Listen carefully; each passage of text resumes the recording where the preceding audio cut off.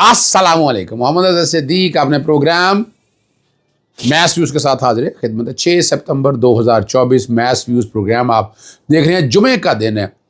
खुशखबरी तो मैंने आपको पहले बता दी थी कि अब रिकवरियाँ हो जानी हैं और रिकवरियाँ हो जानी। और याद रखिएगा अदालतें कल भी अहम थी, आज भी अहम और आइंदा भी अहम होगी।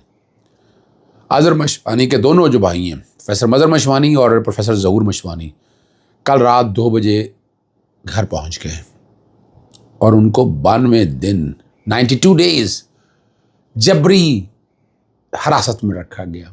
अब जबरी हिरासत तो बड़ी बात है कि इनका ताल्लुक क्या कंसर्न है। और ये तरीक़ाकार देखिए ख़त्म होना होगा। रियासत को रियासत समझें आप। मैं इसलिए बार बार कहता हूँ और इसमें बड़ी हिम्मत है अज़हर मशवानी की कि वो पीछे नहीं हटा। असूलों में थोड़ी देर तकलीफ बर्दाश्त कर लें। आपने 6 महीने इमरान रियाज को रखे क्या सॉफ्टवेयर अपडेट कर लिया, आपने खालिद जमील को रखे को मकासद हासिल कर लिए, चाउरिया मकबूल जान को भी रखा है तो क्या मिल जाएगा आपको, क्या मिलेगा आपको। खालिद जमील को भी रख के देख लिया। आप मैं नाम क्या क्या बताऊँ आप लोगों को, जितने भी लोग आपने रखे हैं मिला क्या है आपको? कुछ नहीं मिला आपको। जिस किसी ने भी स्ट्रैटेजी या डिवाइस की है इसने फ़ायदा नहीं नुकसान दिया। मेरा काम देखे सच बोलना, और वो आप आगे कुछ समझे ना समझे ठीक है, उन्होंने अपने तौर पर की है, जिस किसी ने भी अपने तौर पर की है वो अपनी जगह की होगी। लेकिन ये हालात और वाक़या तो सच होने चाहिए ना, पता चलना चाहिए। कोई तो आवाज़ हो जो बोलती रहे इस निज़ाम के ख़िलाफ़। तो तरीके और बहुत से हैं, लेकिन ये तरीका जो जबरी, ये मैं किसी तरह से भी इसको अप्रूव नहीं करता ना। हम समझते हैं अब तो चीज़ें देखें, हम लोग खुल के सामने आ गए हैं। ये बड़ी तकलीफ़ दे बात है। मैं तो इसलिए कहता हूँ ये बड़ी तकलीफ़ दे बात है। लोग खुल के सामने आ चुके हैं। आज जिन चीज़ों में गुफ्तगू करनी है, इलेक्शन कमीशन इंट्रा पार्टी से मुताल्लिक जो है पाकिस्तान तहरीक इंसाफ की दरख्वास्तें जो है वो मुस्तरद कर दी हैं। और नैब का जो कलअदम करार देने के फ़ैसले के मुताल्लिक जो इंट्रा कोर्ट अपील का तहरीरी फ़ैसला जारी कर दिया, और जो कुछ हुआ आपके सामने। और जो सबसे बड़ी खबर है, चेयरमैन नादरा, पहले दिन ही मैंने नोटिस डाला था कि ये हो नहीं सकता। अल्टीमेटली चैलेंज हुआ कोर्ट के अंदर और लेफ्टिनेंट जनरल जो हाज़र सर्विस थे मुनीर अफसर की तैनाती कलअदम करार दो। कार हादसा देखिए, नताशा के हवाले से दरख्वास्त ज़मानत पर फैसला सुना दे। यानी इसमें लोग परेशान होते हैं, भाई नहीं कुछ निज़ाम है वो गलत नहीं है। और इस्लामाबाद हाई कोर्ट का बहुत बड़ा फैसला है। लाहौर हाई कोर्ट के अंदर जो सबसे पहले जो बातें हैं वो मैं आपके सामने रख लेता हूँ। एक तो फायरवॉल के हवाले से रखा था जस्टिस फैसल जमान साहब को, उन्होंने सुनने से माजरत कर ली है, मामला भिजवा दिया चीफ जस्टिस साहबा को। वो आगे नए बेंच के पास मार्क होगा, किस बेंच के पास जाता है वो मैं आपके सामने रख दूंगा। जो हालात और वाक़यात आएंगे एक एक चीज़ आपके सामने रख देंगे। और बड़ा सीधा मामला है, कोई इसमें कोई टेढ़ी बात नहीं है। आइन और कानून की पासदारी की बात कर रहे हैं हम। दूसरा मामला था लार्जर बेंच के सामने जो ISI का जो नोटिफिकेशन है जो फ़ोन टैपिंग के हवाले से है, उसमें सुप्रीम कोर्ट का फ़ैसला और दरख्वास्त मांग ली है जो फ़ाइल की है। सुप्रीम कोर्ट का फ़ैसला और दरख्वास्त मांग ली है जो फ़ाइल की है, सर्टिफाइड कॉपी। वो मैं ट्राई करता हूँ कि मैं एक आध दिन में ले लूँगा इंशाल्लाह। फिर लार्जर बेंच के सामने ले आएंगे इस मामले को, ताकि इस मामले का जो मंतकी है ना अंजाम होने का आप तक बात सामने आ सके। ये मामला लेकिन वो इस्लामाबाद हाई कोर्ट का कह रहे हैं। इस्लामाबाद हाई कोर्ट का मामला बड़े डिफरेंट प्रिटेक्स्ट में है। सुप्रीम कोर्ट ने जो मामला है वो बड़े डिफरेंट प्रिटेक्स्ट में है, कोई ओवरलैप नहीं करे। सुप्रीम कोर्ट में इशू ही कुछ और है।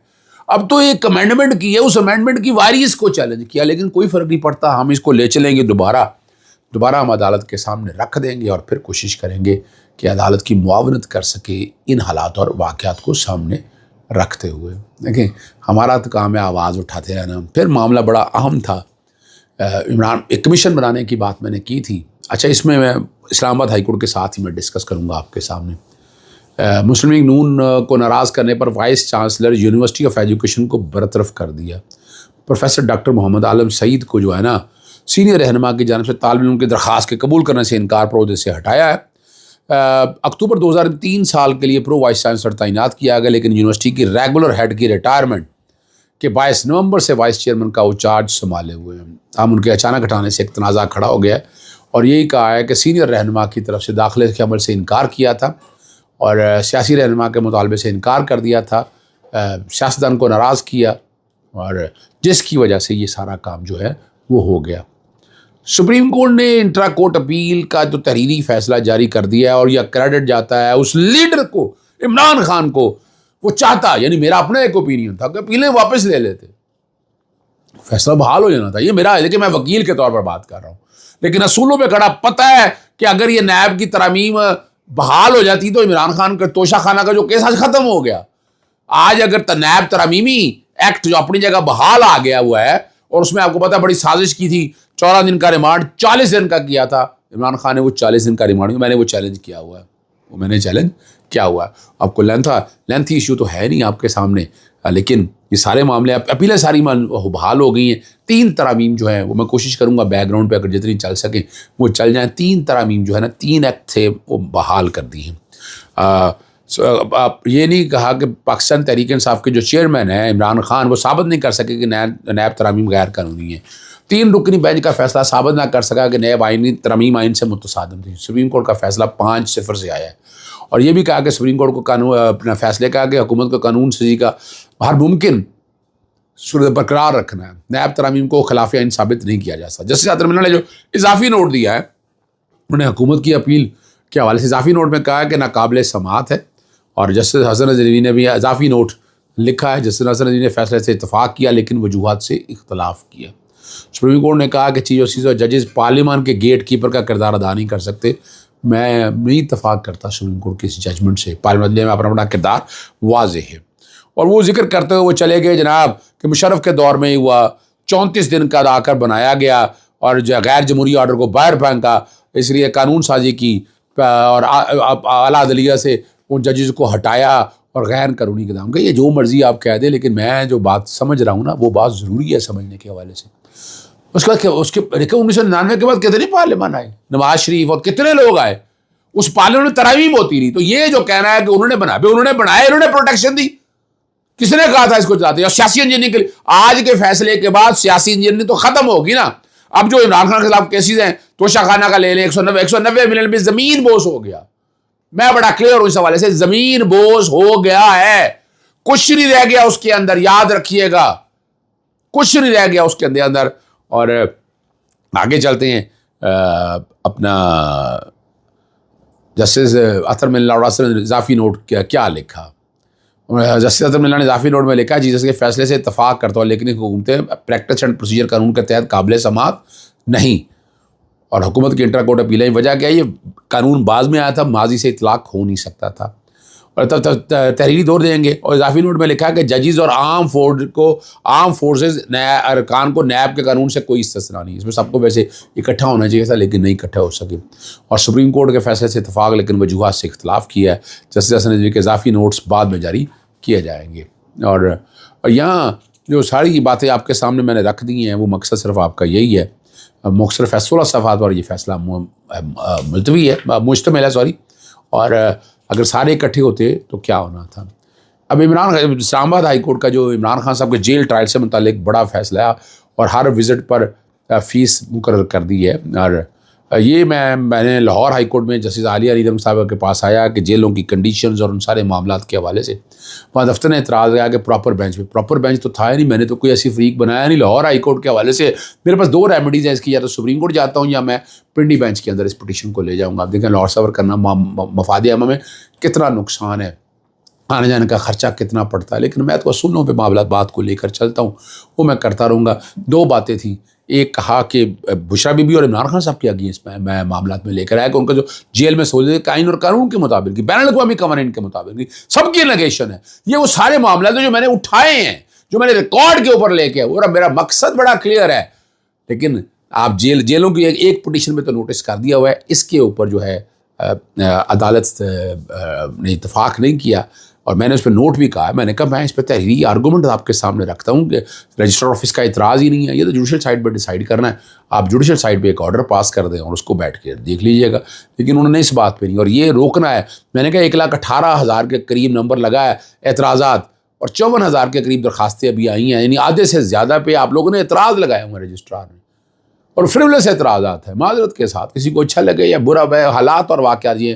میں نے لارجر بینچ بنانے کی درخواست کی ہے، اور لارجر بینچ جب بیٹھا تھا تو انہوں نے 65 کے قریب درخواستیں کہیں جو لارجر بینچ ہیں. اب آتے ہیں عمران خان کے جیل ٹرائل میں داخلے سے روکنے کے خلاف درخواست بھی سماعت ہوئی، اور درخواست گزار وکلا لوکل کمشنر کو ہر وزٹ پر 10,000 रुपए अदा करेंगे। और इमरान खान साहब 3 एसोसिएट ट्रायल में जाएंगे और प्रोसिक्यूटर जनरल का 3 एसोसिएट साथ ले जाने का ऑर्डर ना करें, वहाँ जगह भी कम है। जस्टिस आजम का जेल ट्रायल करने का फैसला भी तो आपने किया है। अगर मुलजम 900 वकील भी करना चाहे तो आप उसको इजाज़त दे, आप रोक नहीं सकते हैं। और देख लेते पेचीदगियाँ क्या होगी। आप पब्लिक के लोगों को कम कर दें, मुतल्लिका लोगों का जाने की इजाज़त दें। ऐसा है तो कमरा मौजूद लोगों पब्लिक के लोगों को बुक तलब करूँगा। देखा जाएगा कमरा अदालत में मौजूद उन लोगों का वकला और साफ़िया पर तरजीह क्यों दी गई है। और प्रोसिक्यूटर जनरल और बाकी लोगों में तल्ख कलामी हुई। बड़ी जंग में आप वकला अपना डेकोरम क्यों ख़राब कर रहे हैं। 3 वकला पर मुश्तमिल कमीशन कायम करते हुए, और ये कमीशन का आइडिया किसका था जनाब आला, इस तरह तो क्रेडिट बनता है अज़हर सिद्दीक़ का। मैं पहले दिन से कमीशन बनाने की बात कर रहा हूँ। मेरी तहरीरी दरख्वास्त थी, मैंने कायनी दरख्वास्त दायर की है और उसमें मैंने कमीशन बनाने का कहा है कि आए जाकर देखें और उसमें बहुत से लोग शामिल हो। इलेक्शन कमीशन ने आखिरी खबर की तरफ चलते हैं, इंटर पार्टी इलेक्शन ने पाकिस्तान तहरीक इंसाफ की दरख्वास्त से मुस्तरद कर दी है और हमारा FIA और पुलिस ले गई है। FIA को कहा जाए कि वो फाइल और कंप्यूटर वापस करे और इलेक्शन कमीशन ने अपनी अशिया और दस्त वापसी के लिए मुतल्लिका फोरम से रजू करने का कह दिया है। उन्होंने कहा कि मामला ताख़ीर का शिकार है। इंटर पार्टी इलेक्शन पर 18 सितंबर को इजलास होंगे कि मज़ीद ताख़ीर नहीं। आखिर में बड़ी बात है, और हरिशबा कामरान ने चेयरमैन नादरा की, अब सबसे पहले मैं लेके गया था नोटिस डाले हुए रिकॉर्ड के ऊपर ट्विटर अकाउंट पे। कोशिश करूँगा मैं बैकग्राउंड पे वो चला सकूँ जो मैंने सबसे पहली डेट पे लेकर गया था। फिर मैं पाकिस्तान में नहीं था, लाहौर, और नताइन कायदे पर अमली किया गया जो सुप्रीम कोर्ट के खिलाफ फैसलों की खिलाफ वर्जी है और कलअदम करार करने का कहा था। दरखास्तों की मुखालफत की, दलाइल सुनने पर फैसला महफूज कर लिया और जस्टिस आज़म हफीज़ ने बहुत बड़ा फैसला सुनाया।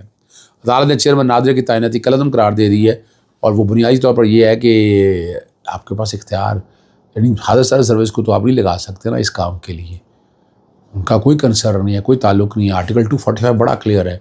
कारसाज हादसा में जो है ना फैसला सुना दिया गया है और एक इलाके में चल के गया, बस ज़मानत हो गई है। और शोहर दानिश इकबाल का तो ताल्लुक़ ही कोई नहीं है, ज़मानत की तौसीक कर दी है। समाज जज इस वाक़े सुलह मदई पार्टी का दबाव पर तो नहीं डाला, कोई पैसे तो नहीं दिए। वकील आमिर मंसूब कुरैशी ने कहा कि कोई दबाव नहीं डाला, ही पैसा दिया गया। इजाज़त चाहता हूँ। अस्सलाम वालेकुम, अल्लाह हाफ़िज़। पाकिस्तान जिंदाबाद।